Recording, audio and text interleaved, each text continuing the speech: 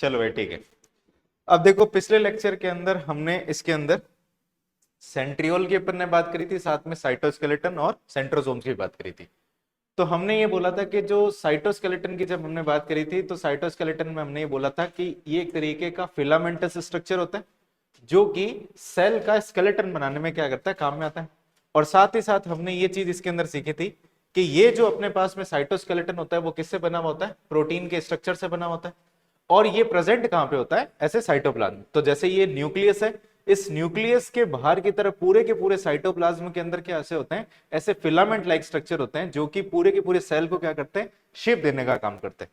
तो हमने ये सीखा था कि जो ये साइटोस्केलेटन जो होता है इसके फंक्शन की अगर अपन बात करें तो ये क्या करता है, सेल को शेप देता है, मैकेनिकल सपोर्ट देता है और ये हेल्प करता है मोटिलिटी के अंदर, मूवमेंट के अंदर और मैकेनिकल सपोर्ट।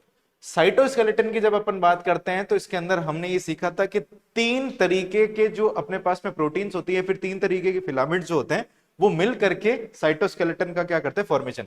यानी किसी के अंदर माइक्रोट्यूब्यूल्स बनाएंगे साइटोस्केलेटन, किसी के अंदर माइक्रोफिलामेंट बनाएंगे। तो ओवरऑल अगर अपन ये बात करें, ये तीन जो टाइप है ये कुल मिलाकर के साइटोस्केलेटन का क्या करते हैं, फॉर्मेशन करते हैं।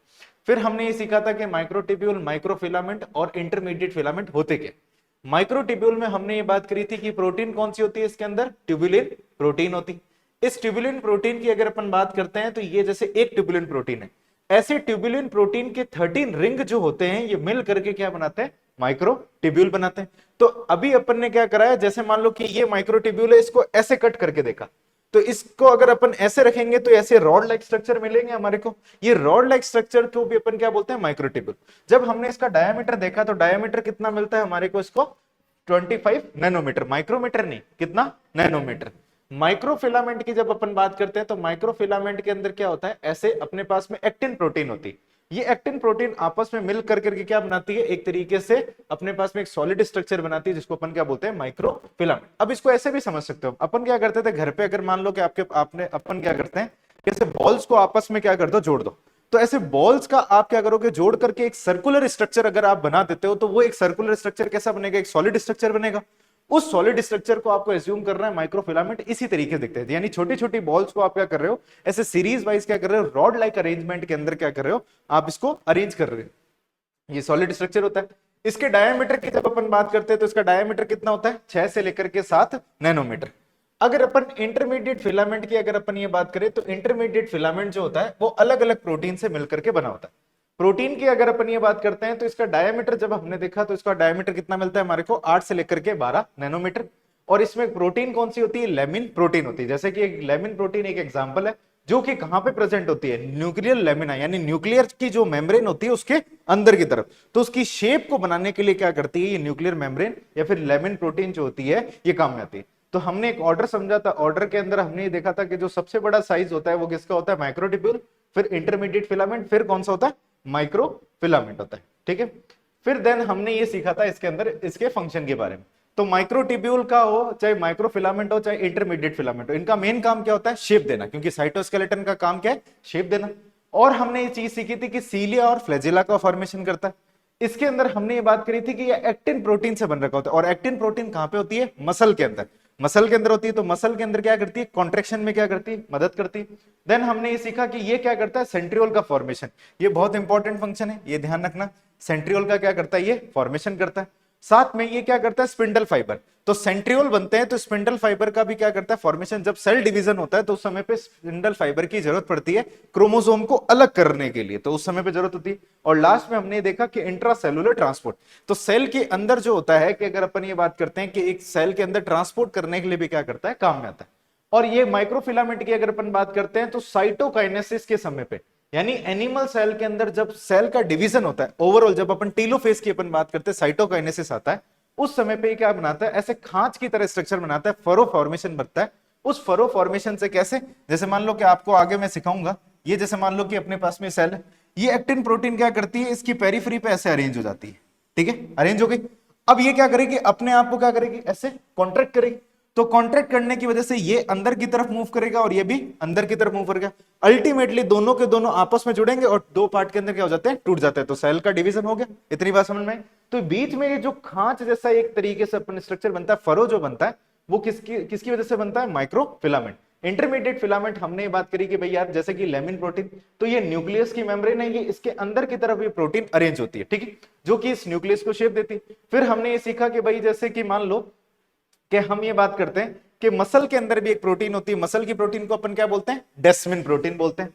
केराटिन प्रोटीन जो होती है फाइब्रोब्लास्ट और ऐसी सेल्स के अंदर होती है। न्यूरोफिलामेंट जो होता है न्यूरॉन के अंदर क्या होता है, प्रेजेंट होता है।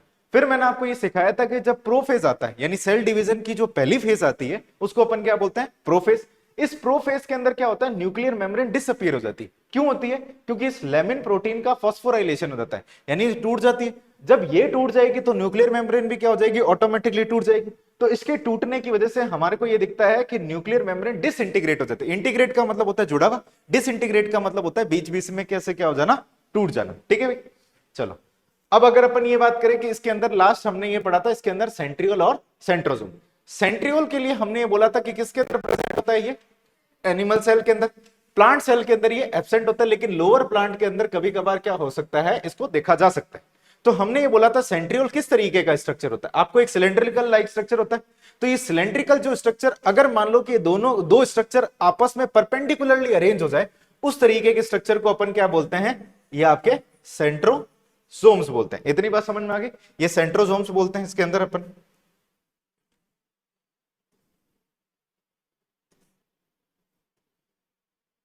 ठीक है, तो ये जो है अपने पास में ये सेंट्रोसोम्स होते हैं, यानी जो सिलेंड्रिकल स्ट्रक्चर आपस में क्या हो जाते हैं, 90 डिग्री पर अरेंज हो जाते हैं, उसको अपन बोलते हैं सेंट्रोसोम्स। तो ये ध्यान रखना कि परपेंडिकुलरली अगर मान लो कि ये अरेंज हो चुके हैं तो उस तरीके के स्ट्रक्चर को क्या बोलेंगे, सेंट्रोसोम। अब हम क्या करते हैं कि एक सेंट्रोसोम को यहां पे देखते हैं। तो सेंट्रोसोम के अंदर ऐसा कुछ हमारे को मिलता है, ऐसे ट्यूबुलिन प्रोटीन ऐसे रॉड लाइक स्ट्रक्चर में क्या होती है, अरेंज होती है। तो हमने ये देखा कि इसके अंदर ये जो अपने पास में सेंट्रोसोम्स होते हैं, ये अरेंज कहां पे होते हैं, साइटोप्लाज्म के अंदर। और साइटोप्लाज्म के अंदर हमारे को ऐसे रॉड लाइक स्ट्रक्चर मिलते हैं जो कि किससे बने हुए होते हैं, एक प्रोटीन से बने हुए होते हैं, एक साइटोस्केलेटन से बने होते हैं, जिसको अपन क्या बोलते हैं, माइक्रोट्यूब्यूल बोलते हैं। क्या इतनी बात पल्ले पड़ी अपने को। चलो फिर हमने ये एक स्ट्रक्चर समझा था अपने सेंट्रियोल और सेंट्रोसोम का, जिसमें हमने ये बोला था सेंटर की तरफ क्या होता है, एक अपने पास में एक स्ट्रक्चर होता है जिसको अपन क्या बोलते हैं, सेंट्रल हब। ये सेंट्रल हब जो होता है इसके पेरिफेरी की तरफ में, यानी पेरिफेरी के अंदर हमारे को माइक्रोट्यूब्यूल मिलते हैं, जिसमें से एक होता है ए, एक होता है बी और एक होता है सी। तो ए बी सी अपन ने माइक्रोट्यूब्यूल पढ़ा था, सबसे अंदर वाला ए, सबसे बाहर वाला सी। आपस में ये जो माइक्रोट्यूब्यूल्स होते हैं इनके बीच में एक लिंकेज होता है जिसको अपन क्या बोलते हैं, एसी लिंकर बोलते हैं। ये चीज बात समझ में आ गई, जो कि प्रोटीन से मिलकर के बन रखा होता है। और अंदर की तरफ हमने देखा एक्स और वाई नाम की एक प्रोटीन होती है जो आपस में कनेक्टेड होती है, जिसको अपन क्या बोलते हैं, वाई सी लिंकर। ये भी किससे बनी होती है, प्रोटीन से। तो ये सेंट्रल जो हब होता है ये पेरिफेरल माइक्रोट्यूब्यूल से एक प्रोटीन से अटैच होता है, जिसको अपन क्या बोलते हैं, रेडियल स्पोक। तो 9 माइक्रोट्यूब्यूल है तो 9 के 9 क्या होंगे, रेडियल स्पोक। अब जब इसका अरेंजमेंट देखते हैं तो हमारे को सेंटर के अंदर कोई भी माइक्रोट्यूब्यूल नहीं दिखाई देता, और बाहर की तरफ अपन को 9 माइक्रोट्यूब्यूल, लेकिन किस फॉर्म में, 3 की जोड़ी की फॉर्म में। 3 के लिए अपन क्या बोलेंगे, ट्रिपलेट। तो बाहर की जो इसका अरेंजमेंट होता है वो कैसा होता है, 9+0। और 9+0 के अंदर 9 किस तरीके के होते हैं, ट्रिपलेट के अंदर। ये याद रखना, ये क्वेश्चन बहुत बार पूछा जाता है, तो ट्रिपलेट फॉर्म में होता है। फिर हमने ये सीखा था कि इसके अंदर ये पूरे के पूरे सेंट्रियोल के बाहर मेम्ब्रेन लेस होता है, यानी कोई भी मेम्ब्रेन नहीं होती। तो ऐसे आपको दिखाई दे रहा होगा, ये जो होती है मेम्ब्रेन लेस होती है, सिलेंड्रिकल स्ट्रक्चर होता है, और नंबर ऑफ माइक्रोट्यूब्यूल इसके अंदर कितने होते हैं, 9, जो अभी अपन ने सीखा। इसके बाहर की तरफ हमने देखा एक प्रोटीन से स्ट्रक्चर होता है जो इससे सेपरेटेड नहीं होता, इसके साथ में अटैच होता है, जिसको अपन क्या बोलते हैं, एमोर्फस सब्सटेंस बोलते हैं। और इसको एनसीईआरटी क्या लिखती है, पेरीसेंट्रियोलर मटेरियल बोलती है। पेरीसेंट्रियोलर का मतलब सेंट्रियोल के बाहर की तरफ एक पदार्थ होता है, एक प्रोटीन होती है, जिसको अपन क्या बोलते हैं, पेरीसेंट्रियोलर मटेरियल। इसका नाम मैंने आपको एक्स्ट्रा में बताया था, म्यूसिस नाम की एक प्रोटीन होती है। इसका काम क्या होता है पेरीसेंट्रियोलर मटेरियल का, कि जब इसको एक नया सेंट्रियोल बनाना होता है तो उस समय पे क्या करता है, ये सेल्फ रेप्लिकेशन की या फिर सेल्फ डुप्लीकेशन की क्या करता है, कैपेसिटी, यानी अपने ही जैसा एक हूबहू बनाने के लिए कैपेसिटी इसके पास में होती है। चले भाई आगे, ये इस तरीके का स्ट्रक्चर। फिर हमने ये सीखा था, जैसे कि मान लो ये सेल की हमारे पास में कौन सी स्टेज है, जीवन स्टेज। इसमें हमारे को इस तरीके से ये सेंट्रियोल अरेंज मिलेंगे, इन दोनों को साथ में मिलाकर के अपन क्या बोलते हैं, सेंट्रोसोम।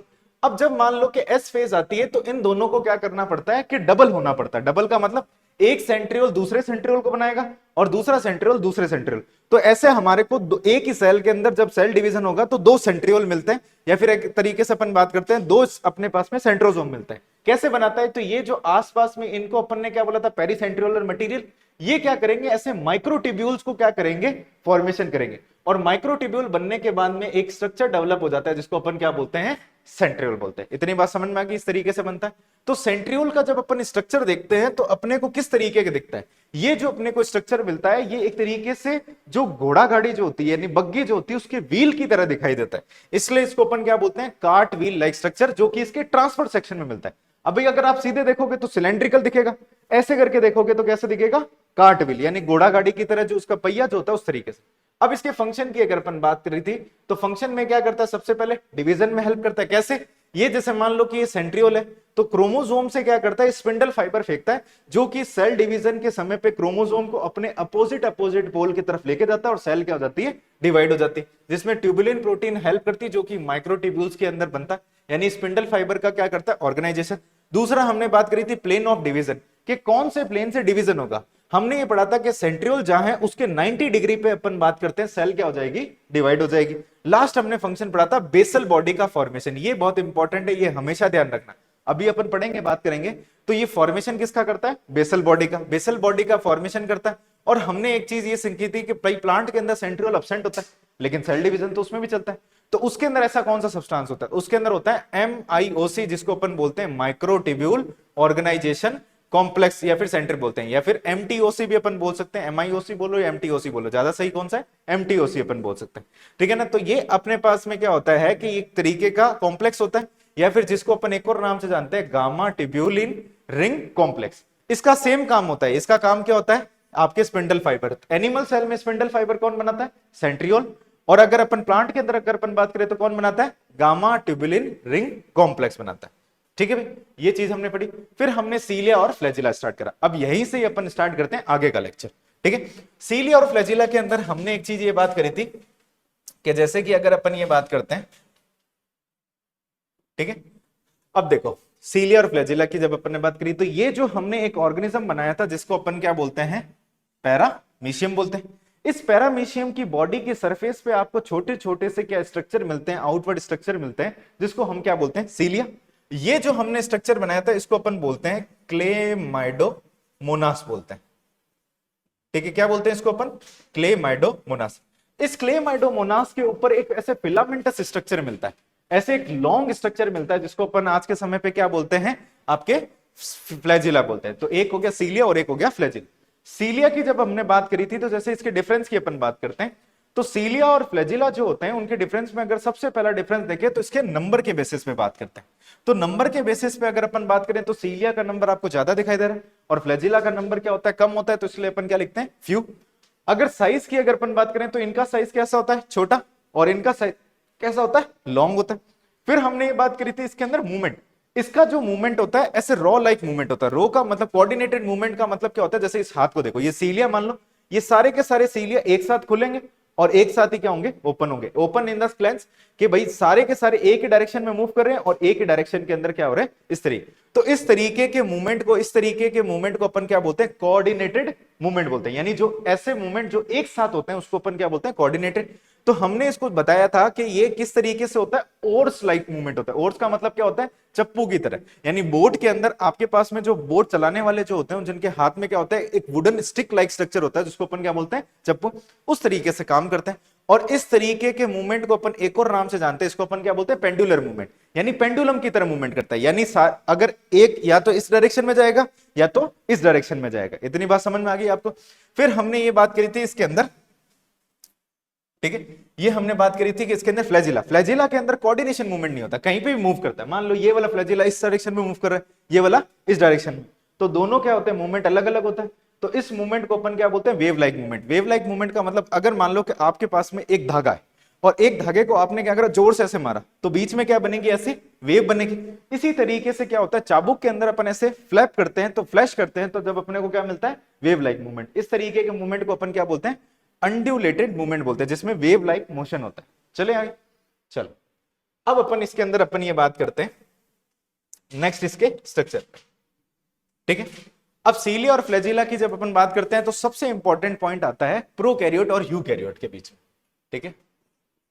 तो प्रोकैरियोट और यूकैरियोट की बात करते हैं। ठीक है, तो सबसे पहले अगर अपन बात करें सीलिया और फ्लैजिला। ठीक है, अब एक चीज ध्यान रखना कि प्रोकैरियोट के पास में सीलिया एब्सेंट होता है, वेरी वेरी इंपॉर्टेंट। ठीक है, तो जब अपन बायोलॉजिकल क्लासिफिकेशन पढ़ेंगे वहां पे हम सीलिया की बात नहीं करेंगे, हम वहां पे फ्लैजिला की अपन बात करते हैं, पिलाई की अपन बात करते हैं, सीलिया की बात नहीं करते। लेकिन फ्लैजिला जो होता है वो प्रोकैरियोट के अंदर क्या होता है, प्रेजेंट होता है। यूकैरियोट की अपन बात करें तो इसके पास में सीलिया भी होता है, और अगर अपन ये बात करें फ्लैजिला की, अगर अपन बात करते हैं तो फ्लैजिला भी प्रेजेंट होता है। अच्छा, एक चीज और सीखो इसके अंदर, हमने ये बात करी थी कि इसके अंदर इसका और भी फंक्शन होता है। ये क्या करता है, सेल का भी मूवमेंट कराता है और फ्लूइड का भी मूवमेंट कराता है। सेल का मूवमेंट किसमें कराएगा, पैरामीशियम के अंदर, और फ्लूइड का मूवमेंट किसमें कराता है, हमारे अंदर जब अपन ये बोलते हैं किसी भी चीज को फ्लूइड का मूवमेंट कराना होता है, यानी म्यूकस हो गया या फिर जो भी चीज होता है फ्लूइड का मूवमेंट कराता है। और साथ ही साथ में हमने बात करी थी फूड का एनगल्फिंग। फूड का एनगल्फिंग का मतलब, अब मान लो ये जो फूड है सीलिया के अंदर ट्रैप हो गया। अब ये फूड जब सीलिया के अंदर ट्रैप होता है तो ये फूड को क्या करता है, अपने सीलिया के द्वारा यहाँ पे माउथ के पास में भेज देता है। तो फूड का क्या हो गया, एनगल्फिंग का मतलब होता है फूड को खाना। नेक्स्ट अगर अपन बात करते हैं हेल्प करते हैं अटैचमेंट, मान लो ये सीलिया है, जैसे कि अगर अपन ये बात करते हैं यहाँ पे कोई सरफेस है, तो इस सरफेस से जुड़ने के लिए भी क्या करेगा, ये सीलिया मदद करेगा। और लास्ट में हमने ये बात करी थी सेंसेशन। सेंसेशन का मतलब होता है जैसे मान लो कि इसको मारने के लिए कोई टॉक्सिक सब्सटेंस है या फिर बाहर कोई टॉक्सिक सब्सटेंस है, तो उसको ये सेंस कर करके उससे दूर भागने की भी क्या करेगा, कोशिश करेगा। तो उसमें भी क्या करता है, मदद करता है। चलो, तो हमने अभी क्या सीखा कि प्रोकैरियोट के अंदर सीलिया क्या होता है, एब्सेंट, और फ्लैजिला क्या होता है, प्रेजेंट। यूकैरियोट के अंदर सीलिया क्या होता है, प्रेजेंट, और फ्लैजिला भी क्या होता है, आपके प्रेजेंट। अब एक चीज क्वेश्चन ये पूछा जाता है कि जो प्रोकैरियोटिक फ्लैजिला जो होता है वो एक प्रोटीन से बना हुआ होता है जिसका अपन बोलते हैं आपके फ्लैजिलिन प्रोटीन बोलते हैं। ठीक है, तो जो प्रोकैरियोटिक फ्लैजिला जो होता है वो बना हुआ होता है फ्लैजिलिन प्रोटीन से, और जो यूकैरियोटिक फ्लैजिला होता है वो किससे बना होता है, ट्यूब्यूलिन प्रोटीन से। तो आपसे ये सवाल पूछा जाए, अगर ये पूछा जाए कि भाई आप ये बताएं कि प्रोकैरियोटिक फ्लैजिला और यूकैरियोटिक फ्लैजिला एक दूसरे के सिमिलर या डिफरेंट, सिमिलर या डिफरेंट, डिफरेंट, क्योंकि प्रोटीन क्या है, अलग अलग है। तो हम ये बात करते हैं कि ये और ये दोनों एक दूसरे से क्या होते हैं, एंटायरली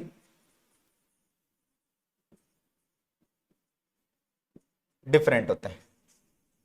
क्या इतनी बात समझ में आई आपको, ये एक दूसरे से क्या होते हैं, एंटायरली डिफरेंट होते हैं। इतनी बात पल्ले पड़ गई होगी। तो क्यों होते हैं, क्योंकि इन दोनों के अंदर प्रोटीन क्या है, अलग अलग है।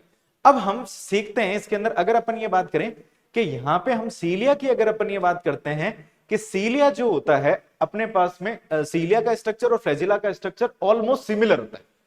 ठीक है, क्या बोला, लगभग क्या होता है, ऑलमोस्ट सिमिलर होता है। तो हम एक स्ट्रक्चर पढ़ते हैं उसको समझाते हैं। जैसे कि ये हमने क्या करा, ये एक पैरामीशियम बनाया।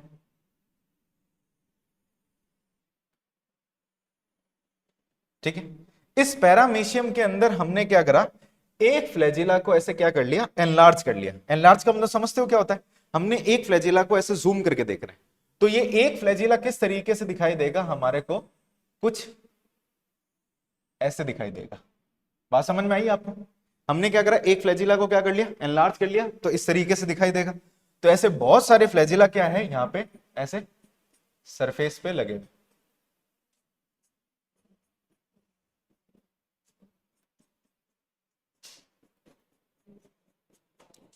ये कुछ इस तरीके से, ठीक है भाई, ऐसे मत सोचना मेरी शक्ल बनाइए, ठीक है ना। हाँ, तो ये हमारे पास में क्या है, ये अपने पास में एक सीलिया को अपन ने एनलार्ज करा। तो ये जो बाहर की तरफ है, अच्छा मेरे को ये बताओ कि ये जो पैरामीशियम के बाहर की तरफ जो लेयर है वो कौन सी लेयर है, इस लेयर को क्या बोलते हैं, किसी भी सेल के जो आउटर मोस्ट लेयर उसके ऊपर क्या बोलते हैं, सेल मेम्ब्रेन, या फिर अपन क्या बोल सकते हैं, प्लाज्मा मेम्ब्रेन। तो ये प्लाज्मा मेम्ब्रेन का ही क्या होता है, एक्सटेंशन होता है। तो इस पार्ट को बोलते हैं शाफ्ट। ठीक है भाई, क्या बोलते हैं इसको अपन, शाफ्ट बोलते हैं। तो शाफ्ट है क्या चीज, अगर अपन ये बात करें, एक्सटेंशन ऑफ प्लाज्मा मेम्ब्रेन। इतनी बात समझ में आई, क्या चीज है ये, एक्सटेंशन ऑफ प्लाज्मा मेम्ब्रेन। अब जब हम इस शाफ्ट को देखते हैं, इस शाफ्ट के अंदर की तरफ हमारे को ऐसे एक स्ट्रक्चर दिखाई देता है जिसको अपन क्या बोलते हैं, इसको अपन बोलते हैं बेसल बॉडी। ठीक है भाई, बेसल बॉडी बोलते हैं। ठीक है, और इसका एक और नाम होता है, इसको अपन ब्लेफेरोप्लास्ट भी बोलते हैं। ठीक है, क्या बोलते हैं इसको अपन? ब्लेफेरोप्लास्ट भी अपन बोलते हैं, ब्लेफेरोप्लास्ट भी बोलते हैं। ठीक है भाई, तो हमने अभी क्या सीखा कि जो सीलिया जो होता है, सीलिया के अंदर हमने पास में एक स्ट्रक्चर देखा जिसको अपन क्या बोलते हैं? शाफ्ट। और इस शाफ्ट जो होता है, अगर अपन ये बात करते हैं, इस शाफ्ट के अंदर की तरफ यहां पे हमारे को इस बेसल बॉडी से ऐसे बहुत सारे माइक्रोट्यूब्यूल्स निकलते हुए ऐसे हमारे को नजर आते हैं। ठीक है, ये क्या है? सभी के सभी ऐसे, ये है माइक्रो टिब्यूल है। ठीक है भाई, इतनी बात समझ में आ गई? तो ये जो है हमारे पास में माइक्रोट्यूब्यूल्स है, जो कि कहां से निकल रहे हैं, अगर अपन ये बात करते हैं कि यहां पे बेसल बॉडी से। ठीक है, और ये पूरा का पूरा जो स्ट्रक्चर है, इसको अपन क्या बोल रहे हैं? ये एक सीलिया की हमने क्या करी? बात करी। इसको बना लो। ठीक है भाई, तो अब ये बात समझ में आई। तो ये जो एक्सटेंशन ऑफ प्लाज्मा मेम्ब्रेन है, उसको अपन क्या बोल रहे हैं? शाफ्ट। इसके अंदर की तरफ हमारे को क्या मिलता है? माइक्रो ट्यूब्यूल्स मिलते हैं। और ये माइक्रो ट्यूब्यूल बनाए किसने है? इस बेसल बॉडी। अच्छा, बेसल बॉडी का फॉर्मेशन किसने किया था?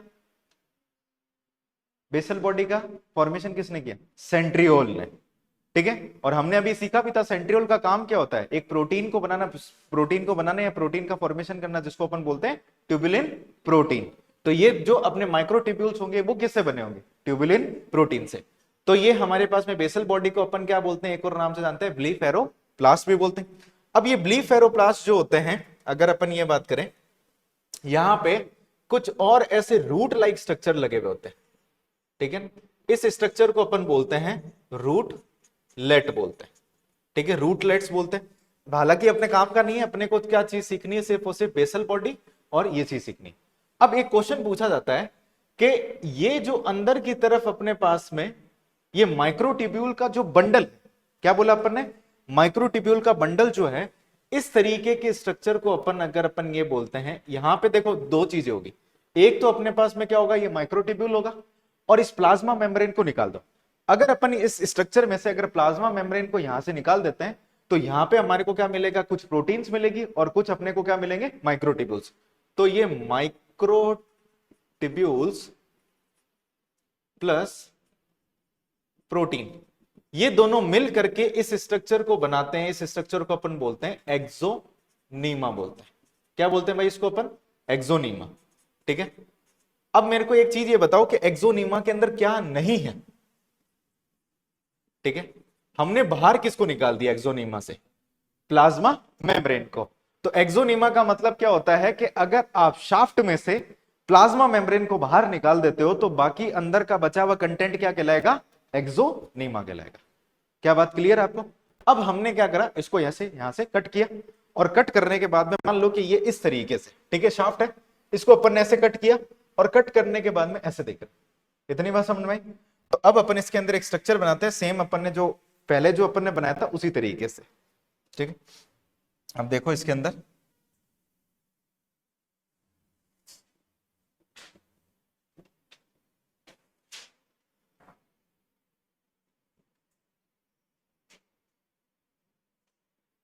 ये बीच के अंदर, जैसे कि हमने वहां पे पढ़ा था कि अच्छा, जब हमने उसका सेंट्रियोल का स्ट्रक्चर पढ़ा था, तो सेंट्रियोल के स्ट्रक्चर के अंदर बीच के अंदर कितने माइक्रोट्यूब्यूल थे?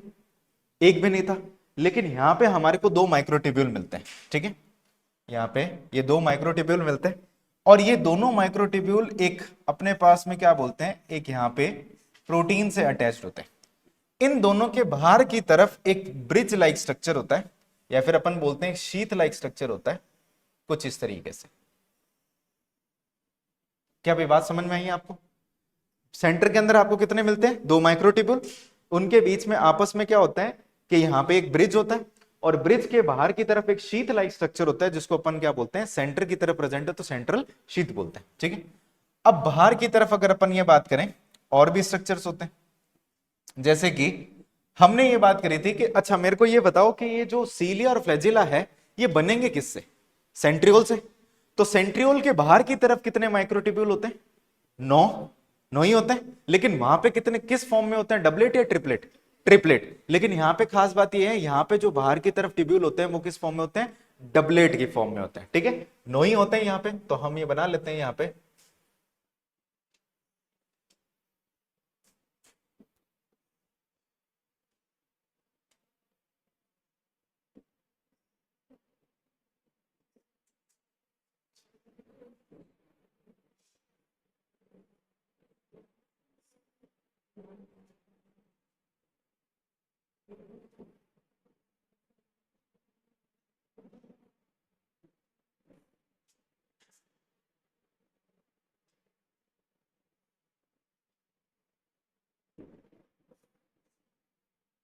कितने हो गए टोटल, एक दो तीन चार पाँच छ सात आठ और नौ, पूरे हो गए नौ। ठीक है,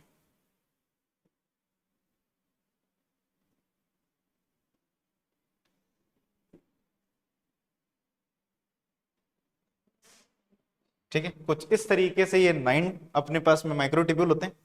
इन्हीं 9 माइक्रोट्यूब्यूल के अगर अपन ये बात करें, ऐसे पास पास में और भी माइक्रोट्यूब्यूल ऐसे अरेंज होते हैं।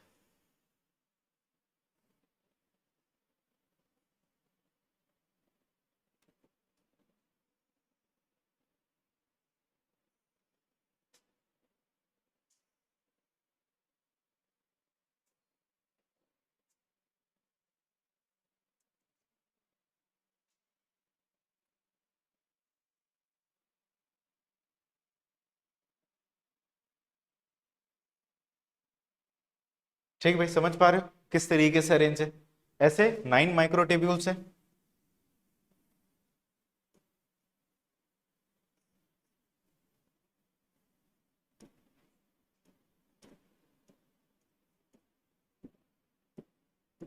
ये ऐसे 9 माइक्रोट्यूब्यूल्स है, और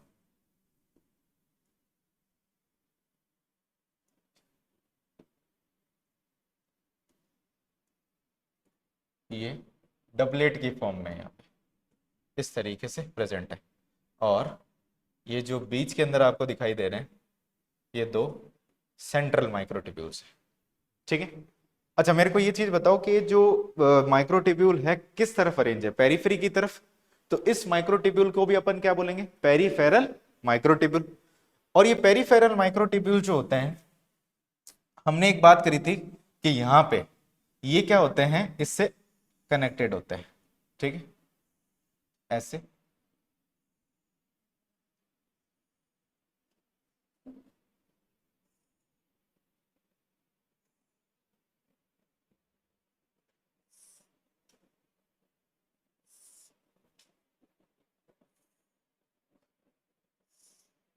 अच्छा, इन स्ट्रक्चर को क्या बोलेंगे, वहां पे अपन ने क्या बोला था, इनको रेडियल स्पोक बोला था, याद आ गया, रेडियल स्पोक।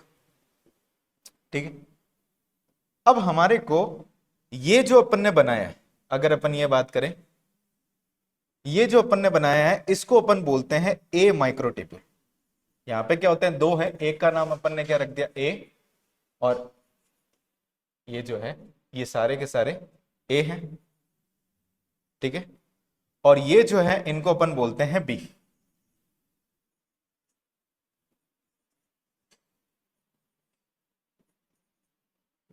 ये इस तरीके से होते हैं। ठीक है भाई, बात समझ में आ गई आपको किस तरीके से इसका अरेंजमेंट है। यहां पे जो अरेंजमेंट होता है वो उसको अपन क्या बोलते हैं, ए बी अरेंजमेंट बोलते हैं। ठीक है, अब इस माइक्रोट्यूब्यूल जो यहां पे जो ये माइक्रोट्यूब्यूल्स होते हैं, ये आपस में कनेक्टेड होते हैं। ठीक है, ये जैसे कि अगर अपन ये बात करें, हर कोई बी वाला ए से कनेक्टेड होगा यहां पे इस तरीके से।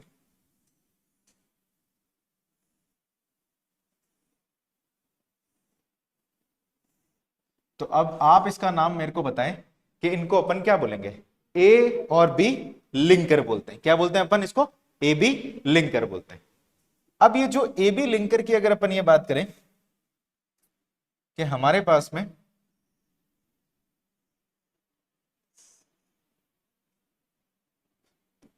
ठीक है, ये ए वाला जो अपने पास में माइक्रोट्यूब्यूल होता है, इसके पास में क्या होती है, ऐसे बाहर की तरफ क्या होती है, एक ऐसे प्रोटीन्स होती है।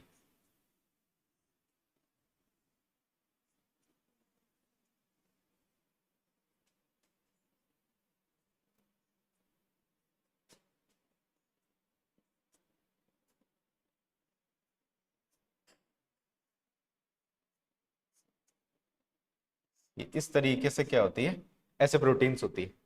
इन प्रोटीन को अपन बोलते हैं डाइनिन आम बोलते हैं, डाइन आम बोलते हैं। एक जो है बाहर की तरफ है और एक जो है अंदर की तरफ है। क्या इतनी बात समझ में आई आपको स्ट्रक्चर के? ये बिल्कुल सिमिलर स्ट्रक्चर है उसी तरीके से जैसा अपन ने सेंट्रियोल से बनाया था। अब इसके बाहर की तरफ क्या होती है, एक मेम्ब्रेन होती है। ठीक है, बाहर की तरफ हमारे को एक मेम्ब्रेन दिखाई देती है।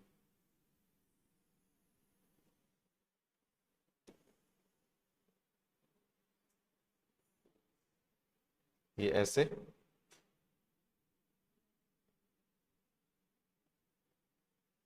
ठीक है, ये इसके बाहर की तरफ मेम्ब्रेन होती। तो हमने एक यहाँ पे एक चीज बात करी कि जो सेंट्रियोल जो होते थे, सेंट्रियोल कैसे थे, मेम्ब्रेन लेस, लेकिन सीलिया और फ्लैजिला क्या होते हैं, जिनके पास में क्या होती है, सेल मेम्ब्रेन प्रेजेंट होती है। तो अपन एक एक चीज को लेबल कर लेते हैं। ये जो है बाहर की तरफ है, इसको अपन क्या बोल रहे हैं, प्लाज्मा मेम्ब्रेन बोल रहे हैं। इसको अपन क्या बोलते हैं, ठीक है, इनको अपन एक और नाम से जानते हैं, ए बी लिंकर बोलते हैं। लेकिन एक चीज और देखो, ये दो डबलेट था, इस दो डबलेट के बीच में यहां पे एक ब्रिज जैसा बन रखा है, दो डबलेट को जोड़ने वाला ब्रिज बन रखा है। तो एनसीईआरटी इनको बोलती है इंटर डबलेट ब्रिज भी बोलती है। क्या बोलती है इसको अपन, इंटर डबलेट ब्रिज भी बोलती है। इसको एक और नाम से भी जान सकते हैं, इंटर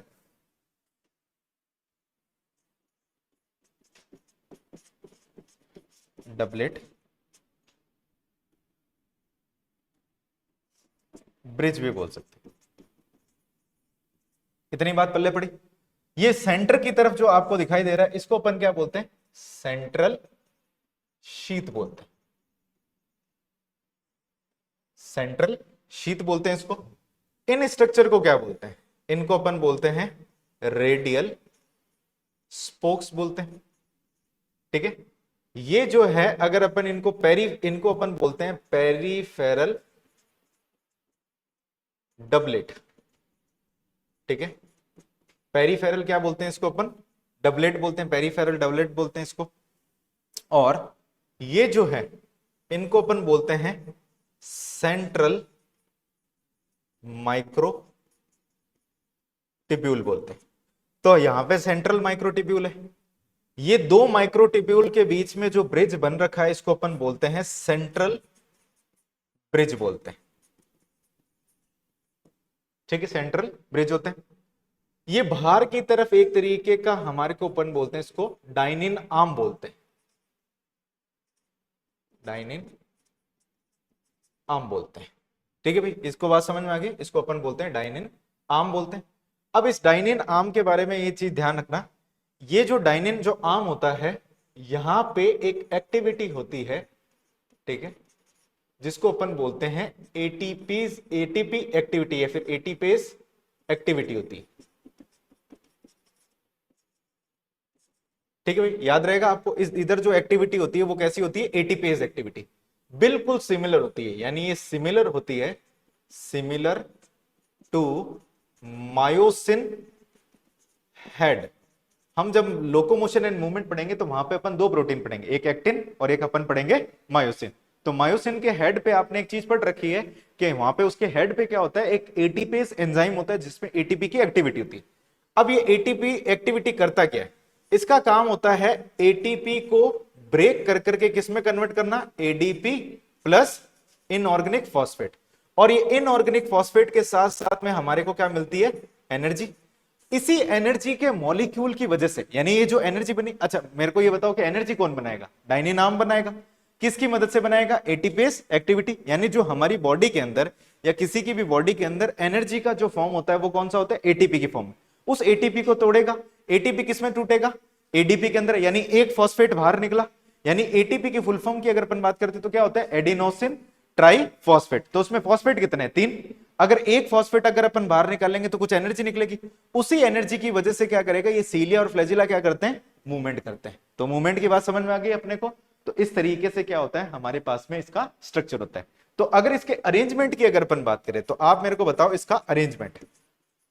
यहां पे सबसे इंपॉर्टेंट क्या है, को कितना क्या अरेंजमेंट होता है, 9+2। ठीक है, और 9 कैसे होते हैं, यहां पे सिंगलेट डबलेट ट्रिपलेट कैसे होते हैं, डबलेट होते हैं। क्या इतनी बात समझ में आई। तो अगर अपन ये देखा जाए तो सीलिया और फ्लैजिला का स्ट्रक्चर ऑलमोस्ट अपन बोलते हैं लगभग मतलब एकदम सेम है, क्योंकि सीलिया और फ्लैजिला बनाए किसने? सेंट्रियोल ने। लेकिन सेंट्रियोल में और इसकी अगर अपन ये बात करें, अच्छा सेंट्रियोल ने क्या बनाया था? Basal body. तो अगर बेसल बॉडी की अगर अपन बात करें तो बेसल बॉडी का स्ट्रक्चर किसके सिमिलर होगा? सेंट्रियोल से। और यहां पे इसका बेसल बॉडी का स्ट्रक्चर के अंदर अरेंजमेंट कैसा होगा? 9+0। इतनी बात समझ में आई? तो मैं यहां पे लिख भी देता हूं, तो आप लोग ध्यान रखना इसके अंदर। तो सबसे पहले तो अपन ये बात करते हैं कि बेसल बॉडी जो था, ठीक है, बेसल बॉडी ने क्या बनाया? अगर अपन ये बात करते हैं, शाफ्ट बनाया, ठीक है। और बेसल बॉडी को किसने बनाया?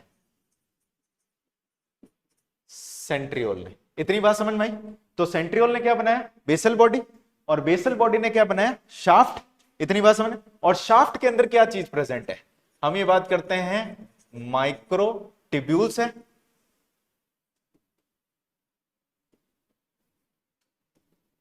ठीक है। शाफ्ट के अंदर प्रेजेंट है माइक्रो ट्यूब्यूल्स प्लस कुछ प्रोटीन्स है और साथ में प्लस प्लाज्मा मेम्ब्रेन। क्या इतनी बात समझ में आई आपको? ठीक है। तो शाफ्ट के अंदर जो माइक्रो ट्यूब्यूल्स है या फिर उसका जो अरेंजमेंट है, यहां पे शाफ्ट के अंदर अरेंजमेंट कैसा है? 9+2। बेसल बॉडी के अंदर अरेंजमेंट कैसा होगा? 9+0। सेंट्रियोल के अंदर अरेंजमेंट कैसा होगा? 9+0। बात समझ में आ गई सबको? किस तरीके से सवाल पूछा जाएगा? तो यहां पे आप लिख लेना, सेंट्रियोल के अंदर 9+0, तो बेसल बॉडी के अंदर भी कैसा होगा? 9+0। और बेसल बॉडी से ये शाफ्ट निकल रहा है, यहां पे माइक्रोट्यूब्यूल का अरेंजमेंट कैसा होगा? 9+2। क्लियर है? इसको देख लो अच्छी तरीके से, फिर अपन आगे चलते हैं। बहुत बढ़िया, सारे अनुभवी बालक हैं। हाँ, चलो भाई, अब अपन इसके अंदर थोड़ा सा अपन ये बेसल बॉडी की अपन बात करते हैं। तो आप लोग मेरे को बताओ, बेसल बॉडी किसने बनाई? अपना नाम छोड़ करके किसी का भी नाम ले सकते हो। किसने बनाई? सेंट्रियोल ने, ठीक है ना। तो अपन ये बोलते हैं फॉर्म्ड बाय सेंट्रियोल, ठीक है। अच्छा मेरे को ये बताओ कि बेसल बॉडी के अंदर अरेंजमेंट किस तरीके का होता है माइक्रोट्यूब्यूल का? 9+0, ठीक है भाई। तो बेसल बॉडी के अंदर जो यहां पे अरेंजमेंट जो होता है वो कैसा होता है? 9+0। ये 9 कैसे होते हैं? Doublet, triplet, singlet? ट्रिपलेट, ठीक है भाई। यही चीज याद रखने की है आपको, ठीक है। अच्छा, एक और चीज अपन पूछ लेते हैं कि अगर बेसल बॉडी के अंदर ये कैसा होता है? मेम्ब्रेन लेस होता है या फिर मेम्ब्रेन होती है इसके अंदर? Membrane less. ये ध्यान रखना, सेंट्रियोल ने बनाया तो मेम्ब्रेन लेस होगा। ये कैसा होता है? मेम्ब्रेन लेस, ठीक है भाई। मेम्ब्रेन लेस होता है। इसके फंक्शन की अगर अपन बात करें, इसका फंक्शन क्या होता है बेसल बॉडी का? शाफ्ट को बनाना। क्या होता है इसका फंक्शन? शाफ्ट का फॉर्मेशन करना, ठीक है ना। अगर इसके फंक्शन की अगर अपन बात करें तो हम ये बोलते हैं फॉर्मेशन ऑफ शाफ्ट, ठीक है भाई। क्या इसका फंक्शन होता है? Formation of shaft. तो एक लाइन में आपको बोलता हूं, तो आपको अगर समझ में आए तो बताना। लाइन ये है कि cilia and flagella are emerge from basal body, ठीक है ना। Cilia and flagella are emerge from basal body. और बेसल बॉडी क्या होता है? सेंट्रियोल लाइक स्ट्रक्चर होता है, यानी सेंट्रियोल ने बनाया होता है, फॉर्म्ड बाय सेंट्रियोल। इतनी बात समझ में आई? ऐसा सवाल पूछा जाता है आपके एनसीईआरटी के अंदर, एक लाइन लिख रखी होती है, cilia and flagella are emerge from आपके सेंट्रियोल लाइक स्ट्रक्चर। तो सेंट्रियोल लाइक स्ट्रक्चर का मतलब क्या हो गया? बेसल बॉडी, ठीक है ना। तो ये नोट लगा करके एक पॉइंट लिख लेना, ठीक है भाई। Cilia and flagella are emerge from centriole like structure, जिसको अपन क्या बोल रहे हैं? बेसल बॉडी, ठीक है भाई। बेसल बॉडी अपन बोलते हैं इसको, अपन बेसल बॉडी ठीक है, लिख लिया भाई सबने आपने, कोई कंफ्यूजन? तो ये हमारा सीलिया फ्लैजिला भी क्या हो जाता है, खत्म। नेक्स्ट इसके बाद में अपन टॉपिक की अपन बात करते हैं माइक्रो बॉडीज की। ठीक है, इसको लिख लो चाहे तो फटाफट से।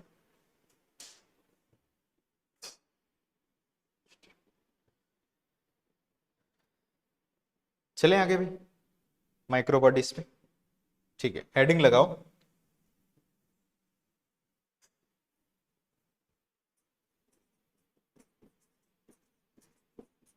Micro body.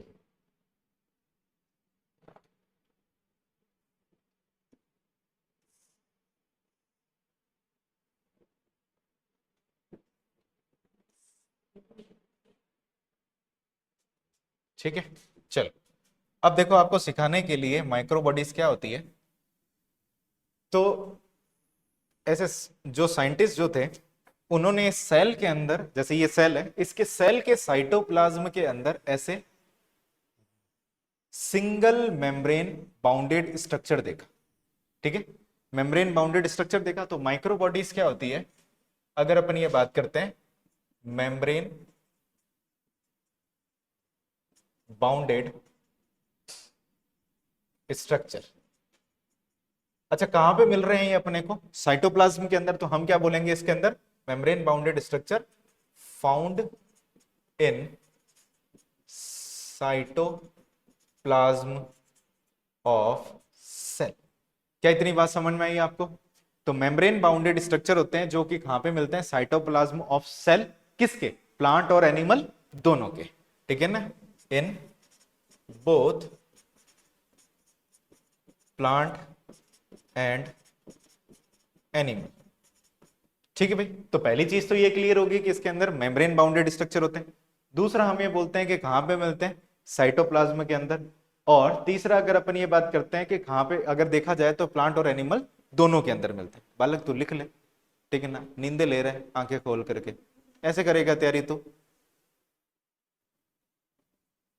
ठीक है, तो मेम्ब्रेन बाउंडेड स्ट्रक्चर होते हैं, साइटोप्लाज्म में मिलते हैं, और ये आपके एनिमल और प्लांट दोनों के अंदर मिलते हैं। अब जो साइंटिस्ट ने लाइजोसोम की खोज करी थी, यानी लाइजोसोम को देख रहा था, तो पहले ये मान के चले कि ये भी एक तरीके के क्या होते हैं, लाइजोसोम लाइक मटेरियल होते हैं। अब लाइजोसोम लाइक मटेरियल क्यों होते हैं, उन्होंने ऐसा क्यों माना, क्योंकि उसके अंदर डिटेल स्टडी हुई नहीं।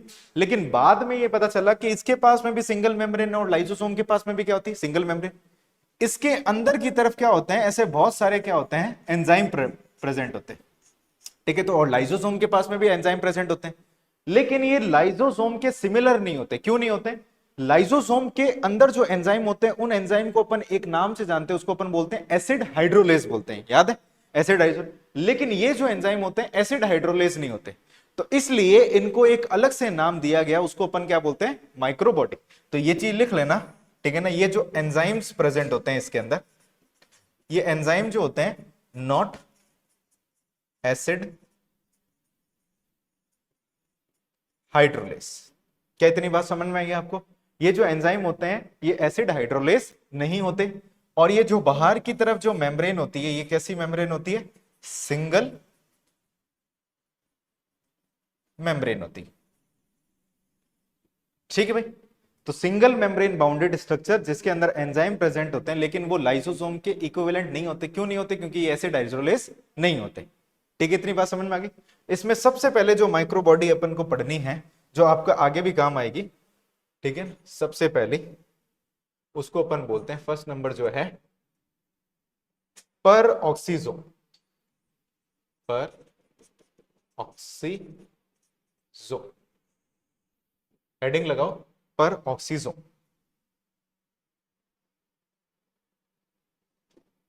हेडिंग लगाए, पर ऑक्सीजोम।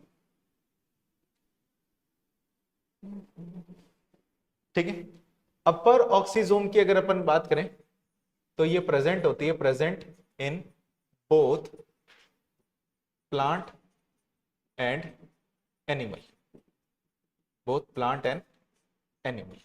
ठीक है भाई, इतनी बात समझ में, दोनों के पास में प्रेजेंट होती है। अगर इसके अपन स्ट्रक्चर की अगर अपन बात करें, तो ये पर ऑक्सीजोम के बाहर की तरफ क्या होता है, ये एक सिंगल मेम्ब्रेन होती है, और अंदर की तरफ क्या होते हैं, ऐसे एंजाइम्स होते हैं, ये इसके पास में एंजाइम होते हैं। तो इसके एंजाइम के फंक्शन की अगर अपन ये बात करें, ठीक है, इसके फंक्शन की अपन बात करते हैं। सबसे पहला फंक्शन जो होता है ये होता है बीटा ऑक्सीडेशन, सॉरी ये बीटा ऑक्सीडेशन नहीं, इसका जो फंक्शन होता है हमारे पास में ऑक्सीडेशन, या फिर अपन ये भी बोल सकते हैं बीटा ऑक्सीडेशन ऑफ फैट भी अपन बोलते हैं, ठीक है। इसका जो फंक्शन होता है बीटा ऑक्सीडेशन होता है। अच्छा, एक बीटा ऑक्सीडेशन अपन ने पहले भी पढ़ा था, कहां पढ़ा था, माइटोकॉन्ड्रिया के अंदर पढ़ा था, याद है माइटोकॉन्ड्रिया के अंदर, जब वापस जाकर के वीडियो देखना, अपन ने पहले पढ़ रखा है, वहां पे जब आपको माइटोकॉन्ड्रिया पढ़ाया था वहां पे मैंने बीटा ऑक्सीडेशन पढ़ाया था। तो बीटा ऑक्सीडेशन का मतलब क्या होता है, oxidation of fatty acid, oxidation of fatty acid, ठीक है भाई, इतनी बात समझ में आ गई। ऑक्सीडेशन ऑफ फैटी एसिड जो कि पर ऑक्सीजोम में भी होता है और आउटर चैम्बर ऑफ माइटोकॉन्ड्रिया के अंदर भी होता है। तो ये चीज ध्यान रखना कि इसका भी फंक्शन होता है, और जो माइटोकॉन्ड्रिया के जो आउटर फंक्शन, आउटर चैम्बर जो होता है उसका भी क्या होता है, हमारे पास में यही फंक्शन होता है। दूसरे फंक्शन की अगर अपन ये बात करें, इसका काम क्या होता है, ब्रेक डाउन ऑफ H2O2। अच्छा, H2O2 को क्या बोलते हैं अपन, H2O2 का एक और नाम होता है, क्या बोलते हैं उसको अपन, पर ऑक्साइड। अब ये पर ऑक्साइड जो होते क्या चीज है, ये पर ऑक्साइड जो मॉलिक्यूल होते हैं सेल के अंदर क्या करते हैं, ये सेल के डीएनए को डैमेज करते हैं। तो ये पर ऑक्सीजोम क्या करते हैं, इस पर ऑक्साइड को क्या कर देते हैं, ब्रेक कर देते हैं, कि ताकि उसका डीएनए क्या हो, डैमेज ना हो। तो ये ब्रेक डाउन करते हैं, किस तरीके से करते हैं, जैसे कि मान लो कि ये जो H2O2 जो है एक तरीके का सेल के लिए टॉक्सिक सब्सटेंस है, इतनी बात समझ, टॉक्सिक सब्सटेंस है। तो एक एंजाइम होता है जिसका नाम होता है कैटलेस, ठीक है, क्या नाम होता है उसका, कैटलेस होता है। तो ये एंजाइम जो कैटलेस जो होता है, ये कैटलेस क्या करता है, इस H2O2 को ब्रेक कर देता है, ब्रेक इसमें कर देता है H2O के अंदर प्लस ऑक्सीजन के अंदर, इतनी बात समझ में आई। तो ऑक्सीजन और H2O के अंदर तोड़ दिया, ये कैसा था, टॉक्सिक, और ये कैसा हो गया, नॉन टॉक्सिक। तो इसकी अगर अपन बात करते हैं, जो H2O जो होता है वो एक तरीके का नॉन टॉक्सिक सब्सटेंस होता है। तो इसके बाद समझ में आ गई आपको, इसका काम क्या होता है, टॉक्सिक को नॉन टॉक्सिक सब्सटेंस के अंदर क्या कर देना, कन्वर्ट कर देना। और एंजाइम कौन सा काम आता है, कैटलेस। और ये काम किसका होता है, पर ऑक्सीजोम के एंजाइम का, ठीक है ना। एंजाइम की अपने बात करें ना, तो इस एंजाइम का नाम ध्यान रखना कि H2O2 को कौन कन्वर्ट करता है, या फिर कौन, अगर अपन ये बात करते हैं टॉक्सिक से नॉन टॉक्सिक के अंदर कन्वर्ट करता है, इसके अंदर। तो ये क्यों करना पड़ रहा है, क्योंकि ये H2O2 की अगर अपन ये बात करें, तो ये H2O2 क्या करता है, फ्री रेडिकल का फॉर्मेशन करता है। आप ऑर्गेनिक केमिस्ट्री के अंदर भी पढ़ोगे फ्री रेडिकल। ये फ्री रेडिकल क्या करते हैं, डीएनए को डैमेज करते हैं। इसलिए अगर अपन ये बात करें, यहां पे इसको कन्वर्ट करना पड़ता है।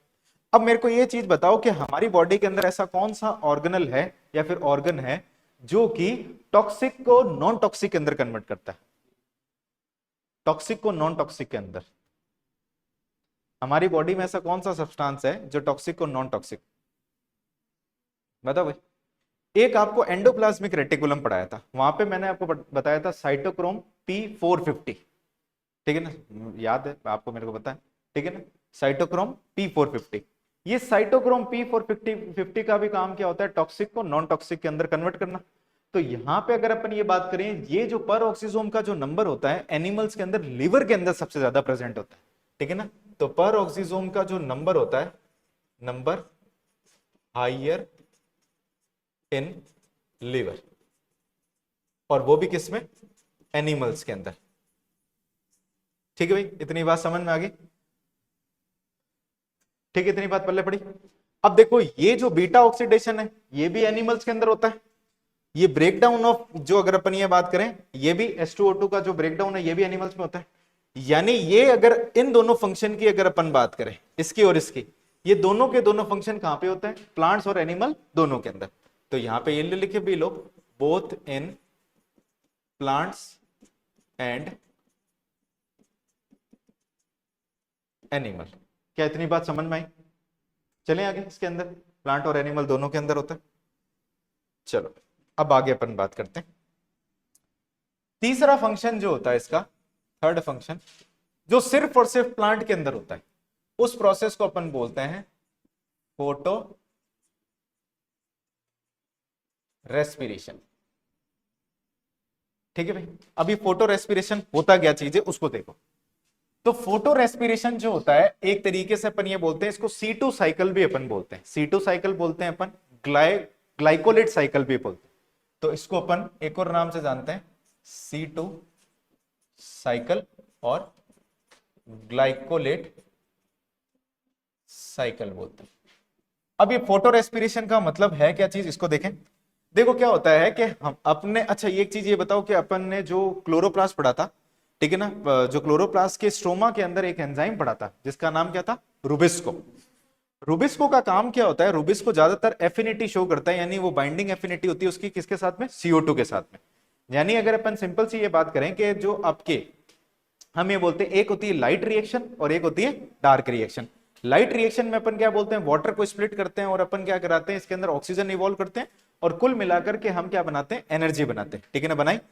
अब ये जो यहाँ पे ATP और NADPH जो बनता है, ठीक है ना, इसको यूज किया जाता है डार्क रिएक्शन के अंदर। और डार्क रिएक्शन जो होती है, हम ये बात करते हैं वहां पे क्या बनता है, ग्लूकोज, ग्लूकोज का फॉर्मेशन होता है, यानी शुगर का फॉर्मेशन होता है। तो ये शुगर के फॉर्मेशन में रुबिस्को काम आता है। लेकिन रुबिस्को को काम करने के लिए सबस्ट्रेट क्या चाहिए, CO2। तो अगर अपन ये बात करते हैं, एक अपने पास में एक एंजाइम होता है जिसका नाम होता है रुबिस्को। ये रुबिस्को क्या करता है, दोनों के साथ में एफिनिटी, जब मान लो कि CO2 की कंसंट्रेशन ज्यादा है, ठीक है, तो CO2 की कंसंट्रेशन ज्यादा होने की वजह से वो क्या करता है, शुगर का फॉर्मेशन करता है, ठीक है। या फिर अपन ये बोलते हैं एक तरीके का साइकिल चलता है जिसको अपन बोलते हैं केल्विन साइकिल बोलते हैं, ठीक है भाई। और अगर मान लो कि ऑक्सीजन की कंसंट्रेशन अगर ज्यादा हो गई तो ये क्या करता है, ऑक्सीजन से बाइंड होकर के एक प्रोसेस चलाता है जिसको अपन बोलते हैं फोटो रेस्पिरेशन, जिसको अपन एक और नाम से जानते हैं C2 साइकिल या फिर ग्लाइकोलेट साइकिल बोलते हैं। ठीक है भाई, इतनी बात समझ में आई। कौन सा साइकिल होता है, अगर CO2 के साथ में जुड़ा तो केल्विन साइकिल चलेगा, और केल्विन साइकिल से बनेगी क्या, शुगर बनेगी, ठीक है ना। और अगर अपन ये बात करते हैं कि कुल मिलाकर के अगर ऑक्सीजन के साथ में जुड़ा तो उसके साथ में क्या बनेगा, फोटो रेस्पिरेशन, और ये चीज होता है। तो फोटो रेस्पिरेशन के लिए कहा जाता है एक तरीके का वेस्टफुल प्रोसेस है। और वेस्टफुल प्रोसेस की वजह से क्या होता है कि इसके अंदर एक खर्चा और हो जाता है ATP का, और खर्चे के साथ में इसके अंदर कोई फायदा नहीं होता। तो बस आपको एक चीज ये ध्यान रखना है कि फोटो रेस्पिरेशन के अंदर 3 ऑर्गेनल काम आते हैं। कौन कौन से ऑर्गेनल होते हैं, अगर आपने पढ़ रखे तो बताओ।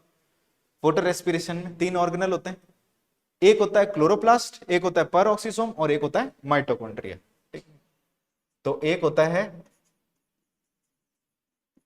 क्लोरोप्लास्ट, एक होता है इसके अंदर पर ऑक्सीजोम, और एक होता है माइटोकॉन्ड्रिया।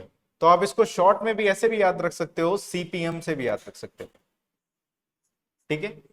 क्या याद रखोगे इसको, CPM से।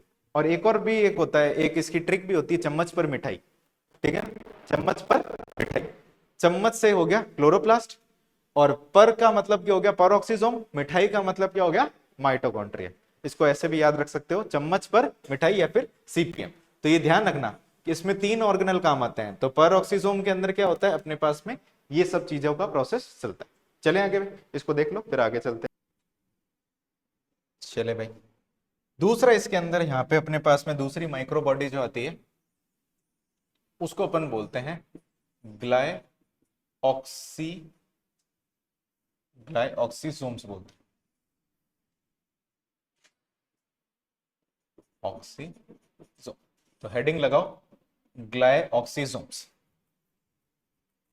हेडिंग लगाएंगे ग्लाइऑक्सीसोम्स बोलते हैं। अब ये जो ग्लाइऑक्सीसोम्स जो होता है, ये चीज ध्यान रखना है, ये मॉडिफाइड परऑक्सीसोम्स है।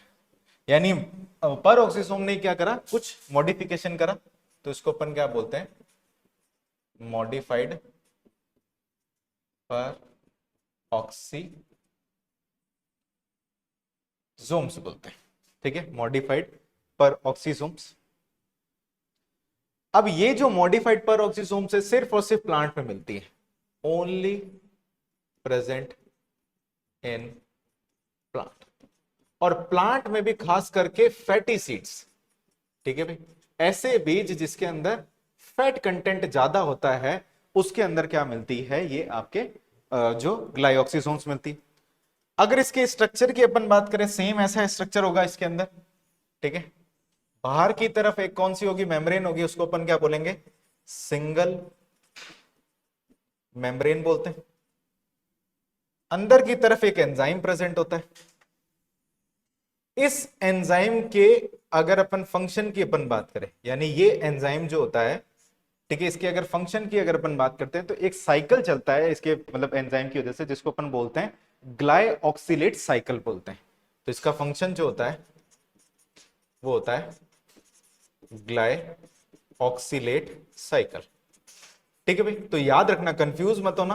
पर ऑक्सीसोम के अंदर हमने ये बात करी थी कौन सा, फोटो रेस्पिरेशन, जिसको अपन क्या बोलते हैं, ग्लाइकोलेट, और इसको अपन क्या बोलते हैं, ग्लाइऑक्सिलेट।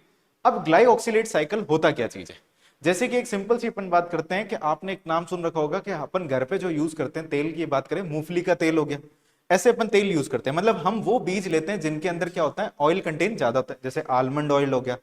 अपन ज्यादातर अपन किसकी बात करें, ऑयल की बात करें। ऑयल किस में मिलेगा, ऑयल का मतलब अगर अपन ऑयल की अपन बात करें तो बायोमोलिक्यूल के बेसिस पे अपन बात करें, ऑयल है क्या, एक तरीके का फैट है, ठीक है। फैटी एसिड उसके अंदर होते हैं, फैट के अंदर क्या होता है, फैटी एसिड, मतलब फैट जो अगर अपन फैटी एसिड मतलब फैट की अगर अपन बात करें, लिपिड की अपन बात करें, किससे बनता है, ग्लिसरॉल प्लस फैटी एसिड। तो ये ग्लाइऑक्सिलेट साइकिल क्या होता है कि कुल मिलाकर के इसलिए काम आता है, ये एंजाइम जो होते हैं ग्लाइऑक्सिलेट साइकिल इसलिए चलाते हैं कि इसके अंदर क्या होता है कि अगर अपन ये बात करें हमारी बॉडी के अंदर एनर्जी का स्रोत क्या क्या है,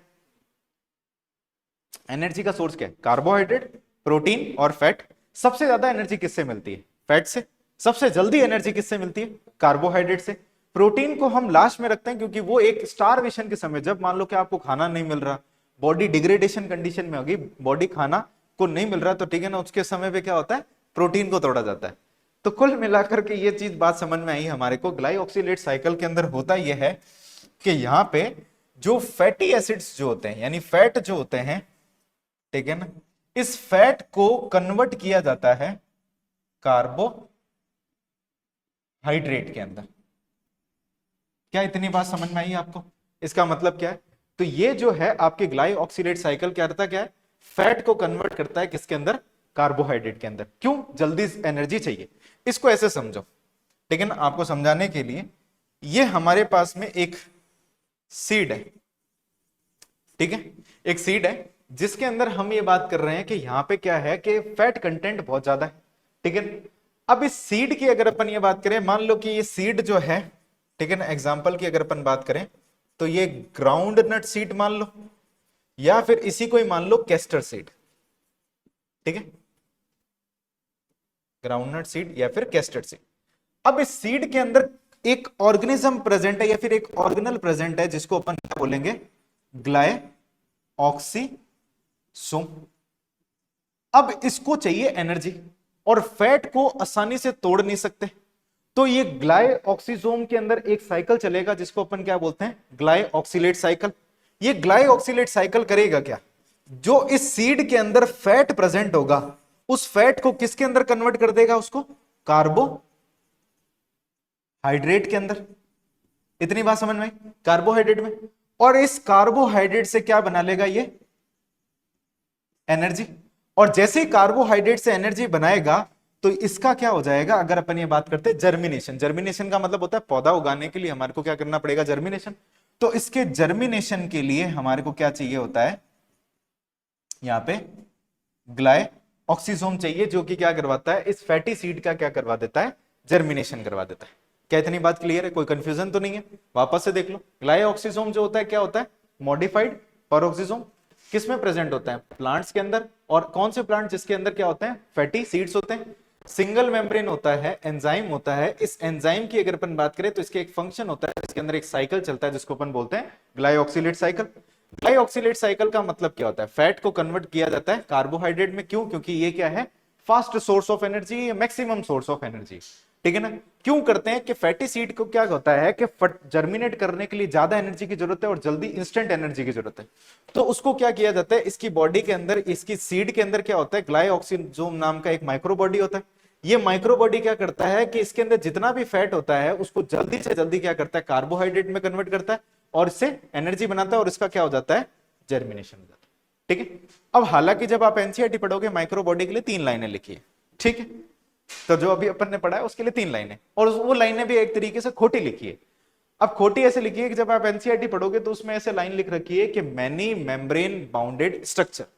मैनी तो नहीं होते, मैनी का मतलब यहां पे नंबर्स है, मतलब इसका जब आप उस लाइन को पढ़ते हो तो ऐसा लगता है कि बहुत सारी मेम्ब्रेन एक ही स्ट्रक्चर पे, लेकिन ऐसा नहीं है। हमने क्या बात करी कि जब आप इस फोटो को देखोगे कि यहां पे माइक्रो बॉडीज का नंबर ज्यादा है, तो एनसीईआरटी के अकॉर्डिंग अपन बात करें तो एनसीईआरटी क्या लिखती है, इसके अंदर 3 लाइनें लिखती है, जिसमें एक लाइन लिख रखी है मैनी मेम्ब्रेन बाउंडेड स्ट्रक्चर। ठीक है, लेकिन इसके अंदर ध्यान रखना मैनी के आगे कॉमा लगा लेना जिससे ये लाइन करेक्ट होगी। मैनी का मतलब क्या होगा, नंबर में ज्यादा, और मेम्ब्रेन बाउंडेड स्ट्रक्चर होता है, और मेम्ब्रेन का मतलब डबल मेम्ब्रेन या सिंगल मेम्ब्रेन, सिंगल मेम्ब्रेन। इतनी बात क्लियर है। तो ये हमारे पास में 2 माइक्रो बॉडीज होती है जो कि आज अपन ने कंप्लीट कर ली। इसको फटाफट से अपन देख भी लेते ताकि आपको ये जो भी है जो आपको समझ में आ जाए। ठीक है, तो आज अपन ने पढ़ा क्या क्या है उसको देखो। हमने पढ़ा था इसके अंदर ये सीलिया और फ्लैजिला से स्टार्ट करा था। इसके अंदर हमने ये बोला था कि जो सीलिया होते हैं जैसे कि पैरामीशियम के पास में, जिसके अंदर उसका सेल का मूवमेंट कराते हैं और हमारी बॉडी में फ्लूइड का मूवमेंट कराते हैं। सीलिया का जो मूवमेंट होता है वो कोऑर्डिनेटेड मूवमेंट होता है जैसे कि ओर की तरह, जो कि एक तरीके का क्या है, पेंडुलर मूवमेंट है। फिर हमने फ्लैजिला की बात करी थी, तो इसका क्या होता है, वेव लाइक मूवमेंट होता है, जैसे कि अपन ये बात करते हैं कि जो अपन जिसको अपन क्या बोलते हैं, चाबुक जो होते हैं उस तरीके का मूवमेंट होता है, वेव बनती है, यानी एक तरफ से मारोगे तो वेव बनेगी। ठीक है, और सीलिया की अपन ने बात करी तो हमने एक एग्जांपल समझा जैसे कि क्लेमाइडोमोनास, और वहां पे हमने क्या पढ़ा, पैरामीशियम। सीलिया का मल्टीपल फंक्शन होता है, मूवमेंट के अंदर तो होता है, फ्लैजिला का सिर्फ एक ही काम होता है मूवमेंट के अंदर, लेकिन इसका मल्टीपल काम होता है, जैसे कि सेंसेशन का काम होता है टॉक्सिक सब्सटेंस से बचाना, अटैचमेंट का काम होता है, फूड इनगल्फ का काम होता है, जिसको मैंने आपको सिखा दिया। चलो, फिर हमने ये सीखा कि यहाँ पे प्रोकैरियोटिक और यूकैरियोटिक का फ्लैजिला क्या होता है, एक दूसरे से कंप्लीटली क्या होता है, डिफरेंट होता है। क्यों? क्योंकि प्रोकैरियोटिक के पास में, अच्छा, फ्लैजिला जो होता है कंप्लीटली, सीलिया प्रोकैरियोट के पास में एब्सेंट होता है, तो ये ध्यान रखना। फ्लैजिला की अगर अपन बात करें तो प्रोकैरियोटिक फ्लैजिला किससे बना होता है, फ्लैजिलिन प्रोटीन से, और यूकैरियोटिक फ्लैजिला किससे बना होता है हमारे पास में, ट्यूबुलिन प्रोटीन से, जो कि एक दूसरे से क्या है, पूरी तरीके से क्या है, अपन ये बोलते हैं डिफरेंट है। फिर हमने ये सीखा, इसके अंदर हमने एक्सटेंड करके देखा, एक सीलिया को एक्सटेंड करके देखा, तो हमने ये देखा कि यहाँ पे सीलिया क्या होता है, इसके बाहर की तरफ प्लाज्मा मेम्ब्रेन का एक्सटेंशन होता है जिसको अपन क्या बोलते हैं, शाफ्ट, जो कि एक्सटेंशन होता है या फिर आउट ग्रोथ होती है प्लाज्मा मेम्ब्रेन की, जिसको हम क्या बोलते हैं, शाफ्ट। इस शाफ्ट के अंदर की तरफ हमारे को माइक्रोट्यूब्यूल्स, प्रोटीन्स और प्लाज्मा मेम्ब्रेन मिलती है, जो कि एक सीलिया का फॉर्मेशन करती है। ये सीलिया के अंदर माइक्रोट्यूब्यूल्स जो होते हैं, इनका जो इमर्ज होता है, यानी सीलिया फ्लैजिला इमर्ज जो होते हैं वो किससे होते हैं, बेसल बॉडी से, जिसको अपन ब्लीफेरोप्लास्ट भी बोलते हैं। इतनी बात पल्ले पड़ी। तो हमने ये बात करी थी कि इसके अंदर एक्सोनीमा क्या होता है, एक्सोनीमा का मतलब होता है कि माइक्रोट्यूब्यूल्स और प्रोटीन ये मिलकर के एक्सोनीमा बनाते हैं, जिसमें से क्या चीज नहीं होती इस एक्सोनीमा में, प्लाज्मा मेम्ब्रेन नहीं होती। ठीक है, चल, फिर हमने इसका ट्रांसफर सेक्शन देखा। ट्रांसफर सेक्शन में हमारे को कुछ इस तरीके का स्ट्रक्चर, तो सीलिया और फ्लैजिला का ट्रांसफर सेक्शन देखते हैं तो हमको ये समझ में आता है, ये मेम्ब्रेन बाउंडेड स्ट्रक्चर होता है, इसके पास में क्या होती है, एक झिल्ली होती है, एक मेम्ब्रेन होती है, जिसको अपन क्या बोलते हैं, प्लाज्मा मेम्ब्रेन। तो इसके अंदर जो अरेंजमेंट होता है माइक्रोट्यूब्यूल का, बाहर की तरफ पेरिफेरल माइक्रोट्यूब्यूल कितने होते हैं, 9, सेंटर की तरफ माइक्रोट्यूब्यूल कितने होते हैं, 2। अरेंजमेंट कैसा हो जाता है इसका, 9+2, और 9 कैसे होते हैं, डबलेट या ट्रिपलेट, डबलेट के फॉर्म में। ठीक है, फिर हमने ये देखा कि ये डबलेट जो होता है आपस में कनेक्टेड होते हैं, इसको अपन क्या बोलते हैं, एबी लिंकर बोलते हैं, या फिर इसको 2 डबलेट के बीच में जो ब्रिज होता है उसको अपन क्या बोलते हैं, इंटर डबलेट ब्रिज भी बोलते हैं। ठीक है, फिर हमने ये चीज देखी इसके अंदर कि ए वाला जो अपने पास में माइक्रोट्यूब्यूल होता है उसके अंदर आउटर और इनर साइड में एक डाइनिन आर्म होता है, जिसकी एक्टिविटी कैसी होती है, मायोसिन के हेड की तरह, जो कि एटीपीएस एक्टिविटी करता है। क्या करता है एटीपीएस एक्टिविटी में, ये क्या करता है कि एटीपी को तोड़ करके किसमें कन्वर्ट करता है, एडीपी फॉस्फेट, और इससे क्या बनती है, एनर्जी। इस एनर्जी की मदद से क्या करवाता है, सीलिया और फ्लैजिला का मूवमेंट करवाता है। इतनी बात समझ में आ गई, ये चीज होता है। सेंटर की तरफ अपन ये बात करते हैं, 2 सेंट्रल माइक्रोट्यूब्यूल होते हैं जो कि आपस में सेंट्रल ब्रिज से कनेक्टेड होते हैं। इनके बाहर की तरफ एक शीत होती है जिसको अपन क्या बोलते हैं, सेंट्रल शीत। इस सेंट्रल शीत से क्या होता है, आपके रेडियल स्पोक होता है। तो रेडियल स्पोक का काम क्या होता है, हम ये बात करते हैं इसका रेडियल स्पोक का काम, कहां लिखा है अपन ने, रेडियल स्पोक लिखा नहीं है क्या,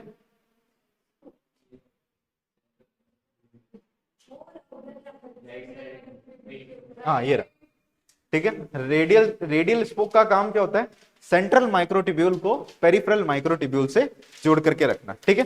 ये बिल्कुल इसी तरीके का स्ट्रक्चर दिखाई दे रहा है अपने जो साइकिल का जो पहिया होता है, साइकिल के पहिए की तरह दिखाई दे रहा है कि जिसके अंदर ऐसे ताड़ियां लगी हुई होती है ना, तो रेडियल स्पोक उसी तरीके से हमारे को दिखाई देता है, ठीक है। फिर हमने बेसल बॉडी के अंदर बात पर सीलिया फ्लैजिला का जो स्ट्रक्चर होता है सिमिलर होता है। फिर बेसल बॉडी की जब अपन बात करते हैं तो हम ये बोलते हैं इसके अंदर क्या होता है, ये किससे बना होता है, सेंट्रियोल से। हमने ये बोला था सेंट्रियोल ने क्या बनाया, बेसल बॉडी, और बेसल बॉडी से माइक्रोट्यूब्यूल निकले, माइक्रोट्यूब्यूल ने क्या बनाया, सीलिया और फ्लैजिला बनाया। इनका अरेंजमेंट कैसा होता है, 9+0 क्यों होता है, क्योंकि सेंट्रियोल से बन रखा है। 9 कैसे होते हैं यहाँ पे, ट्रिपलेट, और 0 का मतलब क्या होता है, सेंट्रल हब की अपन ने बात करी। मेम्ब्रेन लेस होता है क्योंकि सेंट्रियोल से बन रखा है। फॉर्मेशन क्या होता है, इसका फंक्शन क्या होता है, फॉर्मेशन ऑफ शाफ्ट, शाफ्ट का फॉर्मेशन करता है। फिर हमने एक लाइन सीखी, सीलिया और फ्लैजिला जो होते हैं इमर्ज होते हैं किससे, एक सेंट्रियोल लाइक स्ट्रक्चर जिसको अपन क्या बोलते हैं, बेसल बॉडी। आपको एग्जाम में ये लाइन दी जाएगी तो वहां पे ये समझ जाना कि सेंट्रियोल लाइक स्ट्रक्चर का मतलब क्या होता है, बेसल बॉडी होता है, ठीक है। फिर हमने सीखा माइक्रो बॉडी। माइक्रो बॉडीज के अंदर हमने ये बोला कि साइटोप्लाज्म के अंदर यानी सेल के अंदर बहुत सारे इस नंबर के अंदर ज्यादा और सिंगल मेम्ब्रेन बाउंडेड स्ट्रक्चर होते हैं जिनको अपन क्या बोलते हैं, माइक्रो बॉडीज बोलते हैं, जो कि प्लांट और एनिमल दोनों के अंदर प्रेजेंट होते हैं और साइटोप्लाज्म होते हैं। जब ये शुरुआत में देखा गया तो लाइसोसोम लाइक मटेरियल बोला गया, लेकिन बाद में पता चला कि इसके अंदर जो एंजाइम होते हैं ये एसिड हाइड्रोलेज नहीं होते, इसलिए इनको अपन अलग नाम दे देते हैं, माइक्रो बॉडीज बोल देते हैं। सबसे पहली माइक्रो बॉडीज कौन सी होती है, पर ऑक्सीजोम। पर ऑक्सीजोम जो होता है ये दोनों के अंदर प्रेजेंट होता है, प्लांट के अंदर भी होता है और एनिमल के अंदर भी होता है। अगर अपन इसकी अपन बात करते हैं तो ये भी क्या होता है, सिंगल मेम्ब्रेन बाउंडेड स्ट्रक्चर होता है और इसके पास में एंजाइम होते हैं। एंजाइम की अगर अपन फंक्शन की अपन बात करते हैं तो एंजाइम का पहला काम क्या होता है, beta oxidation, oxidation of fatty acid, यानी फैट को तोड़ कर करके एनर्जी में क्या करना, कन्वर्ट करना। तो अगर अपन ये बात करें कि हमारी बॉडी के अंदर भी क्या होता है, माइटोकॉन्ड्रिया की जो आउटर मेम्ब्रेन होती है वो भी यही काम करती है, आउटर चैम्बर जो होता है उसमें एंजाइम होते हैं। दूसरा काम क्या होता है, break down of H2O2। H2O2 को क्यों तोड़ रहे हैं, क्योंकि ये फ्री रेडिकल बनाता है, इसकी वजह से होता क्या है, डीएनए डैमेज होता है। तो हम क्या करते हैं कि यहाँ पे एक एंजाइम होता है इसके अंदर पेरोक्सिसोम में, कैटालेज, जिसको ये क्या करता है, टॉक्सिक को नॉन टॉक्सिक के अंदर कन्वर्ट कर देता है, ठीक है भाई, इतनी बात समझ में आ गई। तो ये दोनों फंक्शन किस में परफॉर्म होते हैं, ये प्लांट और एनिमल दोनों के अंदर होते हैं। देन हमने ये बात करी इसका तीसरा फंक्शन जिसको अपन बोलते हैं फोटो रेस्पिरेशन। फोटो रेस्पिरेशन को एक और नाम से जानते हैं, इसको C2 साइकिल भी बोलते हैं और ग्लाइकोलेट साइकिल भी बोलते हैं। तो इसमें होता क्या है कि रूबिस को नॉर्मली क्या करता है, CO2 के साथ में क्या करता है, बाइंड कर करके केल्विन साइकिल चलाता है, लेकिन ऑक्सीजन की कंसंट्रेशन बढ़ने की वजह से ये रूबिस को ऑक्सीजन के साथ में बाइंड होता है और ऑक्सीजनेज एक्टिविटी करता है, जिसकी वजह से फोटो रेस्पिरेशन एक वेस्टफुल प्रोसेस चलता है जिसमें 3 ऑर्गेनल काम आते हैं। एक कौन सा होता है, क्लोरोप्लास्ट, और एक होता है पर ऑक्सीजोम, और एक कौन सा होता है, माइटोकॉन्ड्रिया। याद रखने का तरीका सीपीएम या फिर चम्मच पर मिठाई, या फिर बहुत सारी आप अपनी ट्रिक भी बना सकते हो, तो ऐसे भी याद रख सकते हो, ठीक है। देन हमने लास्ट इसके अंदर पढ़ा अपने ग्लाइऑक्सीजोम। ग्लाइऑक्सीजोम क्या होता है, मॉडिफाइड पर ऑक्सीजोम, जो कि सिर्फ और सिर्फ किस में प्रेजेंट होता है, प्लांट के अंदर, और सिंगल मेम्ब्रेन बाउंडेड स्ट्रक्चर होता है जिसमें एंजाइम प्रेजेंट होते हैं। इस एंजाइम का काम क्या होता है, ग्लाइऑक्सिलेट साइकिल को चलाना। ग्लाइऑक्सिलेट साइकिल का मतलब क्या होता है कि जब इंस्टेंट सोर्स ऑफ एनर्जी की जरूरत पड़ती है तो फैटी सीड के अंदर फैट का कंटेंट ज्यादा होता है, तो उसको कन्वर्ट किसमें कर दिया जाता है, कार्बोहाइड्रेट के अंदर। कैसे, जैसे मान लो आपको समझाने के लिए ग्राउंडनट सीड, कैस्टर सीड है, इसके अंदर अपन ये बात करें कि यहाँ पे अगर अपन ये बात करते हैं ग्लाइऑक्सीजोम प्रेजेंट है, तो इसके पास में कंटेंट किसका ज्यादा है, फैट का, तो फैट को किसमें कन्वर्ट कर दिया, कार्बोहाइड्रेट में, जो कि सोर्स ऑफ एनर्जी होगा, जिसको जर्मिनेशन में क्या करेगा, ये मदद करेगा।